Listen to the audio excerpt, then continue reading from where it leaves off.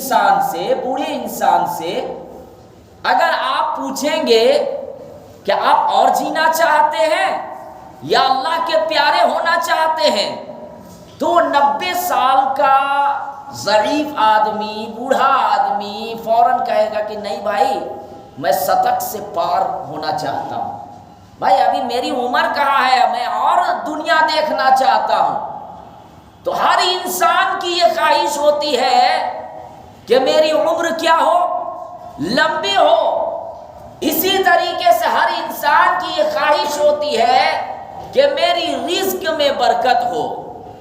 اگرچہ اللہ تعالیٰ نے ان کو بے شمار مال و دولت سے نوازا ہے، لیکن پھر بھی اگر آپ ان کو کہیں کہ بھائی فلاں جگہ جو ہے 1 کروڑ روپیہ پیسہ ملنے والا ہے، تو وہاں ارب پتی کروڑ پتی انسان بھی لینے کو پہنچ جائے گا، پہنچے گا یا نہیں؟ ابھی اگر اعلان ہو جاوے اس مسجد حرا سے کہ جمعہ کی نماز کے بعد انشاءاللہ سارے لوگوں کو 5-5 لاکھ روپیہ دیا جائے گا، تو جو نئی نماز پڑھنے والا ہے اس مسجد میں وہ بھی آ جائے گا، آئے گا یا نہیں آئے گا؟ تو یہ میں ایک مثال دے رہا ہوں کہ ہر انسان کی یہ خواہش ہوتی ہے کہ میری عمر میں بھی برکت ہو اور رزق میں بھی برکت ہو۔ تو اللہ کے نبی صلی اللہ علیہ وسلم نے کیا ارشاد فرمایا کہ تمہاری عمر میں بھی برکت ہوگی اور رزق میں بھی برکت ہوگی، تم اللہ کے راستے میں مال خرچ کر کے تو دیکھو، اللہ کے راستے میں مال خرچ کر کے بھی دیکھو۔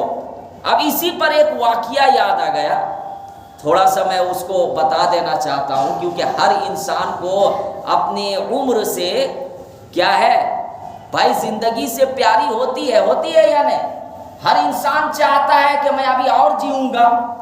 اگر ہاسپٹل میں بھی پڑا ہوا ہے بھائی، اس کی بھی خواہش ہوتی ہے کہ نہیں میں جلدی سے شفا ہو جاؤں، مجھے اور بھی کام ہے، گھر میں اور بھی کام ہے، بال بچوں کا یہ کام ہے، ہوتا ہے یا نہیں؟ تو ایک واقعہ مجھے یاد آ گیا، مفتی تقی عثمانی صاحب کی کتاب میں لکھی ہوئی ہے یہ واقعہ، کہ وہ بتا رہے تھے کہ ایک عورت تھی، اس کی ایک نوجوان لڑکی تھی، وہ بیمار پڑ گئی، اور ایسی بیمار ہوئی کہ ڈاکٹروں نے جواب دے دیا کہ اب یہ مشکل ہے، یہ چند دن کی مہمان ہے، اب یہ اللہ کی پیاری ہو جائے گی۔ اب بھائی وہ ماں ہے، وہ اپنی نوجوان لڑکی کے لیے دعا کر رہی ہے کہ یا اللہ میری یہ بیٹی ابھی صحیح سے دنیا بھی نہیں دیکھی ہے، اور ڈاکٹروں نے جواب دے دیا اور یہ بیمار ہے، یا اللہ اس کی عمر بڑھا دیجئے، عمر میں برکت دے دیجئے، اور بجائے اس کے میری جان لے لیجئے، کیونکہ میں تو دنیا دیکھ چکی ہوں، میری عمر بھی کافی ہو گئی ہے، میری بیٹی نوجوان ہے، تو میری بیٹی کی جگہ میں میری عمر آپ لے لیجئے۔ یہ دعا تو کر رہی تھی، اتفاق سے ہوا کیا کہ ایک گائے جو ہے اسی جگہ سے گزر رہی تھی، ایک گائے اسی جگہ سے گزر رہی تھی، تو کسی کے گھر کے چھت کے اوپر سے ایک جو ہے برتن، آپ اس کو یوں کہیے گا ڈیگچی یا ڈیگ بھی کہہ سکتے ہیں، وہ اچانک چھت کے اوپر سے گرا اور گائے کے سر پر پھنس گیا، گائے کے سر پر پھنس گیا۔ اب وہ گائے بیچاری پریشانی کے عالم میں ادھر ادھر پھرنے لگی، اور اس کے بعد اس کی جو دیوار تھی، وہ بوڑھی اماں کی جو دعا کر رہی تھی، کیا دعا کر رہی تھی کہ میرے بجائے میری لڑکی کے بجائے میری عمر آپ لے لیجئے، لیکن میری لڑکی کو ٹھیک کر دیجئے۔ اب اچانک وہ گائے جو ہے وہ دیوار کو توڑتے ہوئے گھر کے اندر چلی جاتی ہے۔ دیوار بھائی اس وقت مضبوط نہیں ہوتی تھی، ہم لوگ کی دیوار کافی مضبوط ہوتی ہے، لیکن اس وقت کی دیوار کچی ہوتی تھی۔ تو وہ گائے کیا ہے کہ دیوار کو مارتے ہوئے اور اس بوڑھی اماں کے گھر میں داخل ہوتی ہے۔ اب وہ بوڑھی اماں دیکھ کر گھبرا جاتی ہے کہ کہیں ملک الموت تو نہیں آ گیا۔ اب وہ بوڑھی اماں کہتی ہے کہ سنو مجھ جیسے بڈھی کا جان لے کر کیا کرو گے، یہ نوجوان لڑکی ہے، اسی کی جان لے لو۔ مجھے لے کر کیا حاصل ہوگا، میں تو بوڑھی ہو چکی ہوں۔ تو یہ تھوڑا سا واقعہ میں نے آپ لوگوں کو ہنسانے کے لیے بھی بتا دیا۔ تو ہر انسان کو اپنی عمر سے پیاری ہوتی ہے یا نہیں؟ ہر انسان چاہتا ہے کہ میں اور جیوں گا۔ تو اور جینے کے لیے اکاؤنٹ میں صرف پیسہ نہیں رکھنے کا، گھر میں بھی صرف نہیں رکھنے کا، کچھ مال خرچ کرے اپنی زندگی میں رہتے ہوئے، مسجد میں، مدرسہ میں، یا اپنی زندگی میں رہتے ہوئے اللہ نے آپ کو مال و دولت سے نوازا، چلیے اسلامک اسکول کھول دیے، اسلامک ہاسپٹل کھول دیے، اور اس میں ایسا نظام بنائے ہاسپٹل میں کہ لیڈیز کا آپریشن اگر کوئی کرے گی تو لیڈیز کرے گی۔ ایسا ہاسپٹل بنا کے جائیے، لوگ آپ کو دعائیں دیں گے، اور خدا کی قسم اگر آپ اللہ کے لیے ہاسپٹل کھولیے گا اور اس میں غریبوں کی آپ رعایت کیجئے گا، یہ نہیں کہ ہاسپٹل کھول لیے، بیچارے ایک مؤذن صاحب گئے، کیا تنخواہ ہے ان کی؟ 5-10 ہزار روپیہ۔ ایک امام صاحب گئے، افسوس کی بات یہ ہے، افسوس کے ساتھ کام ہم لوگ خوب لیتے ہیں، لیکن امام مؤذن کو تنخواہ کتنا دیتے ہیں؟ 8,000 10,000۔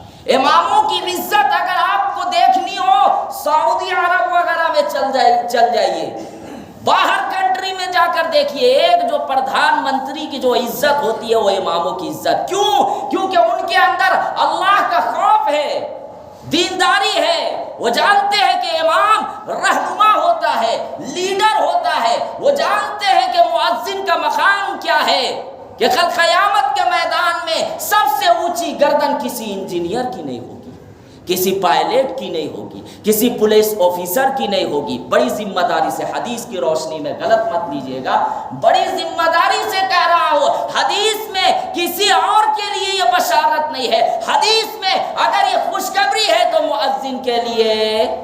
اور سب سے گھٹیا ہم بھارت میں اگر کسی کو سمجھتے ہیں تو مؤذن اور امام کو سمجھتے ہیں۔ آج اسی وجہ سے تو پریشانیاں آتی ہے، لات مارے جاتے ہیں، پٹائیاں ہوتی ہے، کیونکہ ہم نے امام و مؤذنوں کو گھٹیا سمجھ رکھا ہے، حقارت کی نظروں سے دیکھ رہا ہے، نہ تو تنخواہ صحیح سے دیتے ہیں، نہ تو ان کے گھر کے حال اور احوال کو صحیح سے جانچتے ہیں کہ کیا پریشانیاں ہیں، بس اپنا کام سے کام مطلب رکھتے ہیں۔ میرے بھائیوں، ادب کے ساتھ اماموں و مؤذنوں کی قدر کیجئے، وہ آپ کے نوکر نہیں ہیں، وہ آپ کے لیڈر ہیں۔ اگر آپ ان کو عزت دیجئے گا، اللہ آپ کو عزت دے گا، اور آپ کو سکون اور زندگی، وہ راحت والی زندگی عطا فرمائے گا کہ جس کا آپ تصور بھی نہیں کریں گے۔ تو میں یہ عرض کر رہا تھا کہ اللہ کے نبی صلی اللہ علیہ وسلم نے کیا ارشاد فرمایا کہ اگر جو شخص یہ چاہتا ہے کہ عمر میں، رزق میں برکت ہو، عمر میں بھی اور رزق میں بھی، تو کیا کرے؟ اللہ کے راستے میں مال خرچ کرے۔ اور یہی چیز صحابہ کرام نے اپنی زندگی میں کر کے دکھلایا۔ ابھی اگر میں یہ اعلان کروں کہ مسجد بنانا ہو یا مسلمانوں کی ضروریات کے لیے پیسے اکٹھا کرنا ہو، کوئی ایسا شخص نہیں ہوگا، ملے گا بھی نہیں کہ اپنے گھر کا پورا سامان لا کر کہہ دے کہ مولانا صاحب میں نے سب کچھ یہاں لا کر پیش کر دیا۔ لیکن حضرت ابو بکر صدیق رضی اللہ تعالیٰ عنہ کہ دیکھیں تو صحیح کہ گھر میں کچھ بھی نہیں چھوڑتے، کیا ان کی بیوی بال بچے نہیں تھے؟ کیا ان کا پریوار نہیں تھا؟ بھائی ان کی بھی تو زندگی تھی، وہ بھی تو انسان تھے آپ کے طرح۔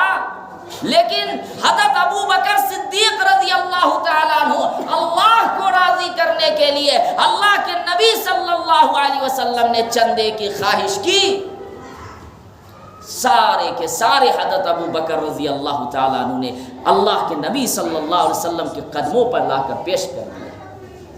حضرت عمر رضی اللہ تعالیٰ عنہ، اگرچہ ہم یہ سوچتے ہیں کہ نہیں وہ تو آدھا لائے، لیکن آدھا اس دور میں بھی مسلمان نہیں ملیں گے۔ اگر کوئی آدمی کو کہا جائے بھائی 1 کروڑ روپیہ ہے، آپ 50 لاکھ روپیہ ایسا کیجئے کہ مسجد میں دے دیجئے یا مدرسہ میں دے دیجئے یا اور کوئی چیز میں خرچ کر دیجئے، قبرستان چلیے بھائی، قبرستان انجمن قبرستان بریاتو میں کام ہو رہا، وہاں چلے دے دیجئے، کوئی ایسا ملے گا کہ 1 کروڑ میں 50 لاکھ روپیہ دے دے؟ نہیں ملے گا۔ حضرت عمر رضی اللہ تعالیٰ عنہ تھے کہ آدھا گھر کا سامان جا کر اللہ کے نبی صلی اللہ علیہ وسلم کو پیش کر دیے۔ کیا ان کی زندگی نہیں؟ کیا ان کے گھر والے نہیں تھے؟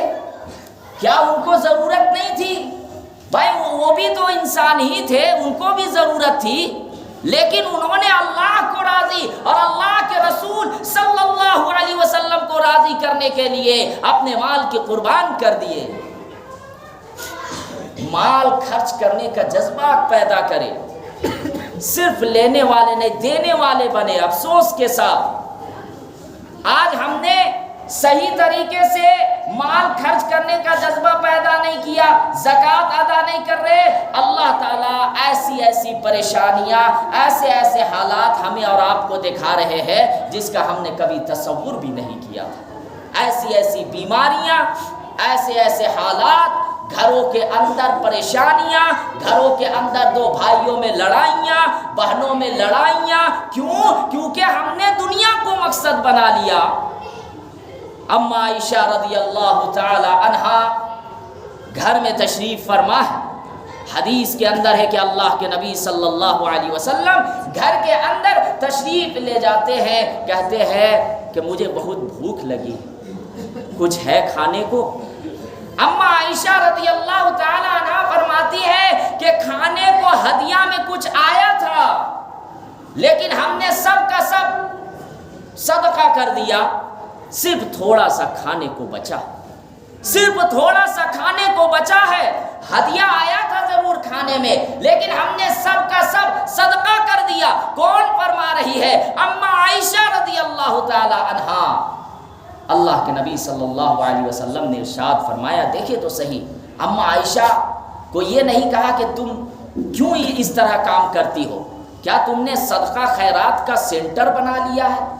اللہ کے نبی صلی اللہ علیہ وسلم نے یہ نہیں فرمایا، بلکہ اما عائشہ رضی اللہ تعالی عنہا کو ہمت افزائی کی، ان کا بڑھاوا دیا ان کو، اور اما عائشہ رضی اللہ تعالی عنہا کو اللہ کے نبی صلی اللہ علیہ وسلم نے ارشاد فرمایا کہ جو تم نے خرچ کیا وہ واقعتاً وہ اس کا اجر ہمیں ملے گا، اور جو تمہارے پاس ہے وہ ہمیں کھانے کو مل جائے گا۔ بھائی جو تم نے جو خرچ کر دیا وہ تو محفوظ ہے، سمجھو کہ وہ اللہ کے یہاں ہمیں مل جائے گا، اور جو ابھی موجود ہے وہ ہم کھا لیں گے۔ اس کا مطلب کیا ہے؟ اس کا مطلب یہ ہے کہ آپ جو خرچ کیجئے گا تو اللہ تبارک و تعالیٰ اس کو تو آپ کو دیں گے، بڑھا کر دیں گے، 3 گنا 4 گنا کر کے دیں گے، لیکن خرچ کرنے کا جذبہ تو پیدا کرے۔ آپ حضرات کبھی غور نہیں کیے ہوں گے معاشرے کے اندر، لیکن کبھی کبھی غور بھی کیا کریں، کبھی کبھی غور کیا کریں۔ آج جو معاشرے کے اندر آپ کو جو ہماری بہنیں ہیں جو اپنی عزت نیلام کرتی ہے، کبھی آپ نے غور کیا غریب گھرانے کی کیوں کرتی ہے؟ کیونکہ ہم ان کو سپورٹ نہیں کر رہے، چپکے سے جا کر ہم ان کو غریب کو دے نہیں رہے ہیں، بلکہ ان کو حقارت کی نظروں سے دیکھتے ہیں۔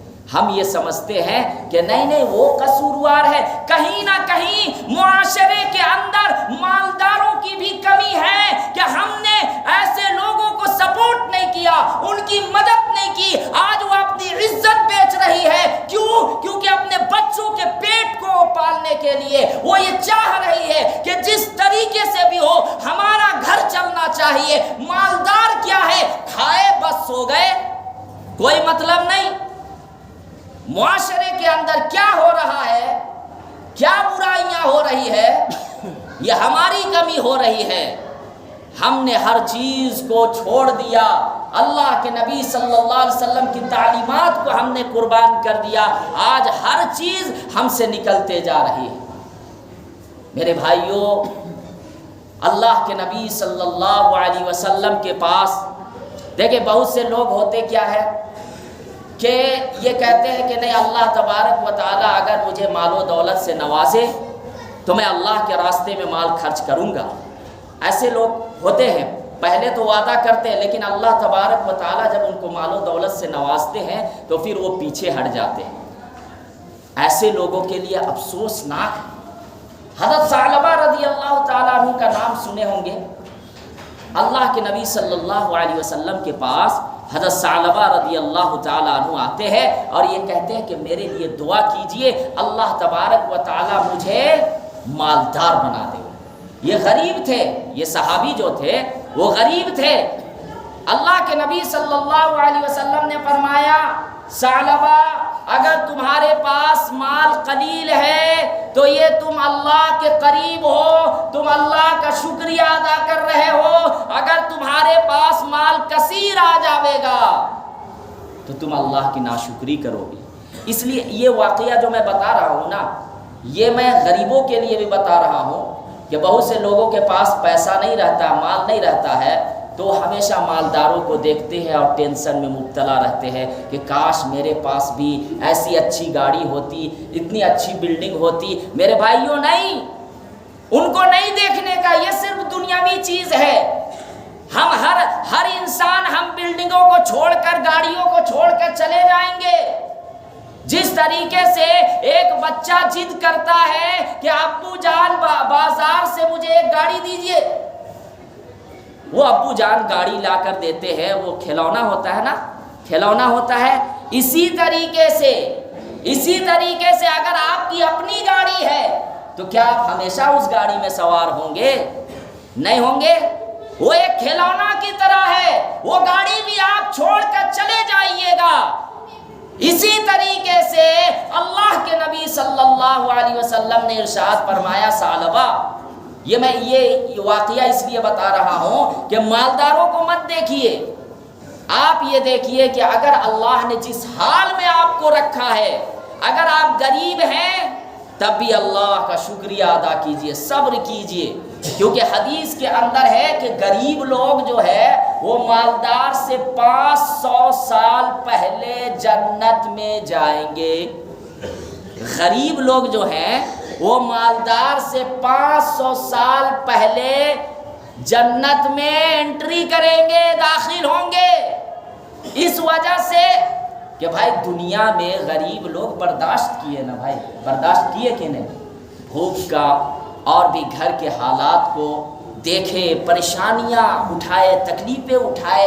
اس وجہ سے اللہ تبارک و تعالی غریبوں کو یہ انعام دیں گے کہ وہ 500 سال پہلے مالداروں سے پہلے جنت میں جائیں گے.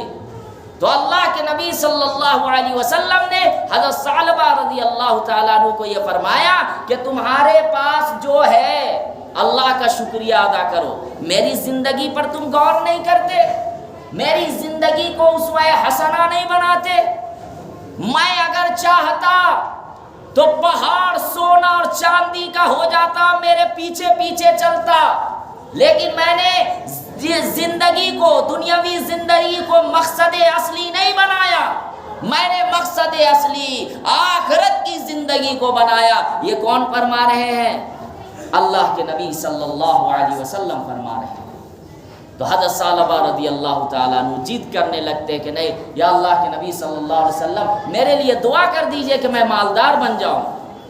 بہرحال ایک تو ہے کہ اللہ کے نبی صلی اللہ علیہ وسلم کسی کے لیے خود سے دعا کر دے تو وہ الگ چیز ہے. جیسے حضرت انس رضی اللہ تعالیٰ عنہ کے لیے اللہ کے نبی صلی اللہ علیہ وسلم نے دعا فرمائی کہ اللہ انس کے عمر میں بھی، رزق میں بھی برکت عطا فرمائیے اور اولاد میں بھی برکت عطا فرمائیے. اسی وجہ سے حضرت انس رضی اللہ تعالیٰ عنہ کی 4 بیویاں تھیں اور اولاد بہت زیادہ تھے، بے شمار. حضرت انس رضی اللہ تعالیٰ عنہ فرماتے ہیں کہ 50 اولادوں کو میں نے اپنے ہاتھ سے دفن کیا ہے. کتاب میں لکھا ہوا ہے. تو یہ اللہ کے نبی صلی اللہ علیہ وسلم خود سے دعا فرمائے تھے، تو خود سے دعا فرما دینا الگ بات ہے. حضرت ثعلبہ رضی اللہ تعالیٰ عنہ کہنے لگے کہ نہیں میرے لیے دعا کیجئے. 2-3 مرتبہ آئے تو اللہ کے نبی صلی اللہ علیہ وسلم آخرکار دعا کر دیے کہ یا اللہ حضرت ثعلبہ کو مالدار بنا دیجیے۔ اب اس کے بعد دیکھیے کیا حال ہوتا ہے۔ حضرت ثعلبہ رضی اللہ تعالیٰ عنہ کو اللہ تبارک و تعالی اتنی برکت دیتے ہیں رزق میں کہ ان کی بکریاں بے شمار ہو جاتی ہے۔ اب جب بکریاں بہت زیادہ ہو جاتی ہے تو مدینہ سے وہ باہر نکل جاتے ہیں۔ کون؟ حضرت ثعلبہ رضی اللہ تعالیٰ عنہ جنگل میں چلے جاتے ہیں، ان کو بھائی دیکھ بھال کرنے کے لیے اور چرانے کے لیے وہ مدینہ سے باہر نکل جاتے ہیں۔ اب دیکھیے کہ حضرت ثعلبہ رضی اللہ تعالیٰ عنہ پہلے کیا تھا کہ روزانہ اللہ کے نبی صلی اللہ علیہ وسلم کی مجلس میں آیا کرتے تھے، بیٹھا کرتے تھے، نماز کی پابندی تھی۔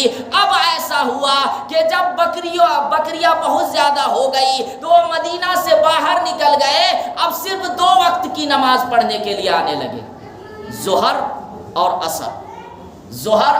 عصر کی نماز پڑھنے کے لیے آئے، اور اس کے بعد بقیہ نماز گھر میں پڑھ لیتے تھے۔ اب اس کے بعد اللہ تعالیٰ نے اور زیادہ ان کو بکریاں عطا فرمائی اور بے شمار بکریاں ہو گئی، تو اب یہ حال ہو گیا کہ صرف جمعہ میں حضرت ثعلبہ رضی اللہ تعالیٰ عنہ آتے تھے مسجد میں، اللہ کے نبی صلی اللہ علیہ وسلم کی دیدار ہوتی تھی۔ اب اس کے بعد یہ ہوا کہ اور زیادہ بکریاں ہوئی تو جمعہ بھی غائب۔ اللہ کے نبی صلی اللہ علیہ وسلم ایک مرتبہ مجلس میں ایسے ہی بیان فرما رہے تھے، نظر پڑتی ہے کہ حضرت ثعلبہ نہیں ہے، کافی دنوں سے وہ نظر نہیں آ رہے ہیں۔ تو اس کے بعد ایک صحابی کھڑے ہو جاتے ہیں اور عرض کرتے ہیں کہ اللہ کے نبی صلی اللہ علیہ وسلم ان کی بکریاں بہت زیادہ ہو گئی ہے اور وہ مالدار ہو گئے ہیں، اس کی وجہ سے وہ مدینہ سے دور چلے گئے اور کسی جنگل میں اپنی بکریوں کو چراتے ہیں، ان کو وقت نہیں ملتا۔ اللہ کے نبی صلی اللہ علیہ وسلم نے فرمایا افسوس، صد افسوس کہ ان کا مال ان کو ہلاک کر دیا، ان کا مال ان کو ہلاک کر دیا۔ اب اس کے بعد کیا ہوا کہ اللہ کے نبی صلی اللہ علیہ وسلم نے جب زکوٰۃ کا حکم آیا تھا تو اس کے بعد اللہ کے نبی نے 2 شخص کو یہ کہا کہ تم جاؤ، اب بنی سلیم میں سے فلاں شخص ایک ہے، اس کا نام بتائے، اس سے تم زکوٰۃ کی رقم دو اور دوسرا زکوٰۃ کی رقم لے کر آؤ، اور دوسرا شخص کو یہ کہے کہ تم حضرت ثعلبہ کے پاس جانا اور اس سے زکوٰۃ کی رقم لے کر آنا۔ اب اس کے بعد جب وہاں پہنچتے ہیں حضرت ثعلبہ رضی اللہ تعالیٰ عنہ کے پاس، اللہ کے نبی کا حکم تھا۔ اب جب پہنچتے ہیں تو حضرت ثعلبہ یہ کہنے لگتے ہیں کہ یہ تو ٹیکس ہے، یہ تو جرمانہ ہے، ٹیکس ہے، ہم اگر زکوٰۃ دیں گے تو ہم اس پر غور و فکر کریں گے تب دیں گے، ایسے ہی نہیں دیں گے، یہ تو تم ٹیکس مانگ رہے ہو۔ اب اس کے بعد جو دوسرا شخص کے پاس جاتے ہیں، بنی سلیم کے شخص کے پاس، تو وہ خوش دلی کے ساتھ ان کو ویلکم کرتے ہیں، اپنے پاس بیٹھاتے ہیں اور زکوٰۃ کی رقم دیتے ہیں، اور وہاں کے مسلمان بھی زکوٰۃ کی رقم دیتے ہیں، لیکن حضرت ثعلبہ نہیں دیتے، بولتے یہ تو ٹیکس ہے۔ اب اس کے بعد دونوں شخص حاضر ہوتے ہیں، اللہ کے نبی صلی اللہ علیہ وسلم کو وحی کے ذریعے سے پتہ چل گیا ہوگا، دونوں شخص جیسے ہی حاضر ہوتے ہیں پھر اللہ کے نبی صلی اللہ علیہ وسلم عرض کرتے ہیں ثعلبہ پر افسوس ہو، افسوس ہو، افسوس ہو۔ اور اس کے بعد پھر وہ شخص کے لیے دعا کرتے ہیں جو دوسرا شخص تھا بنی سلیم کا، اللہ کے نبی صلی اللہ علیہ وسلم ان کے لیے دعا کرتے ہیں۔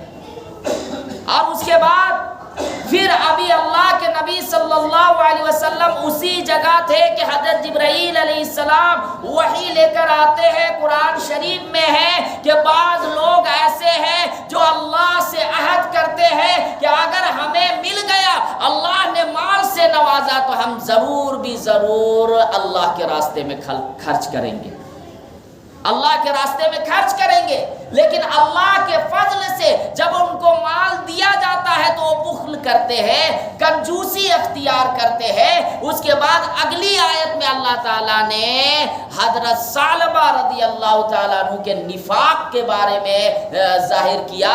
قرآن کریم میں آیت نازل ہوئی کہ ثعلبہ پر نفاق قائم ہو گیا، منافق کے علاوہ نفاق قائم ہو گیا، اور یہ قیامت تک جاری رہے گا۔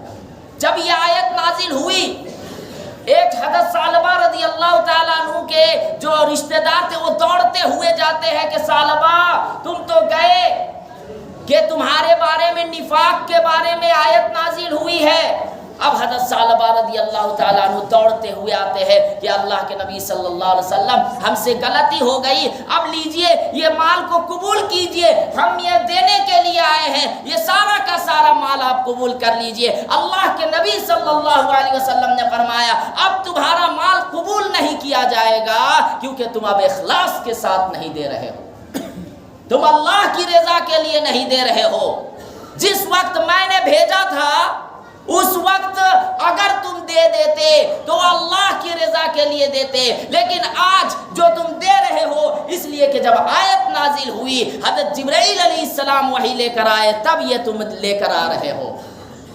اب اس کے بعد اللہ کے نبی صلی اللہ علیہ وسلم جب دنیا سے چلے گئے، حضرت ابو بکر صدیق رضی اللہ تعالیٰ عنہ کا دور آیا، حضرت ثعلبہ رضی اللہ تعالیٰ عنہ پھر آتے ہیں مال لے کر کہ آپ تو قبول کر لیجئے۔ حضرت ابو بکر رضی اللہ تعالیٰ عنہ نے بھی قبول نہیں کیا کہ جب اللہ کے نبی نے قبول نہیں کیا تمہارا مال تو ہم کیسے کر لیں۔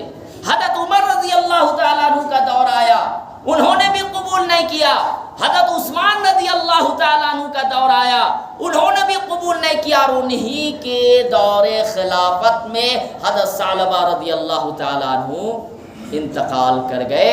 انا للہ و انا الیہ راجعون۔ بہرحال وہ صحابی تھے، ہم ان کو نہیں کہہ سکتے ہیں کہ جہنمی، صحابی ہے، اللہ کی دیدار، صحابی تو جنتی، تمام صحابہ جنتی ہیں۔